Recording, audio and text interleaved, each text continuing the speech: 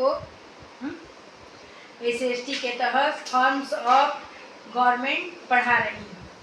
Government are system of people that control a country. सरकार जो है एक सिस्टम के नियमों के तहत ऐसी प्रणालियां हैं जो किसी देश को नियंत्रित करती है। Differ base on who hold power and how decision. इस बात पर निर्भर करती है कि सत्ता किसके हाथ में है। The main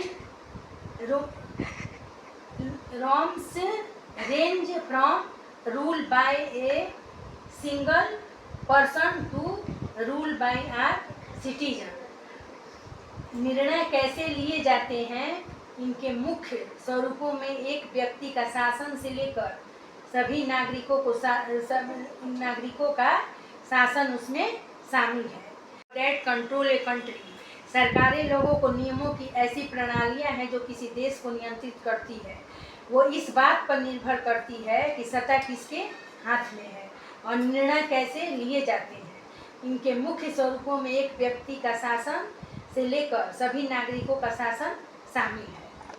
rule by one person. जनता का शासन।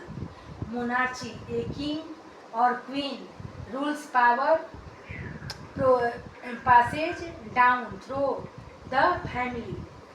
It can be absolute, full power or constitutional. Monarchy का मतलब राजतंत्र। सेरेमनियल, इसमें राजा या रानी शासन करते हैं। सत्ता परिवार के माध्यम से पीढ़ी दर पीढ़ी हस्तांतरित होती है। राजतंत्र के अंतर्गत इसमें राजा या रानी शासन करते हैं और सत्ता परिवार के माध्यम से जैसे एक पीढ़ी गुजर गई तो उनके जो बच्चे हुए पीढ़ी दर पीढ़ी हस्तांतरित होती है। Directorship. One leader hold total power passage down through the family. It can be absolute, full power और कॉन्स्टिट्यूशनल सेरेमनी। डायरेक्टरशिप का मतलब होता है तानाशाही। एक नेता के पास पूर्ण शक्ति होती है। वे अक्सर कानून या विरासत के बजाय बलपूर्वक सत्ता हथिया लेते हैं, जो कि आज के ज़माने में होता है।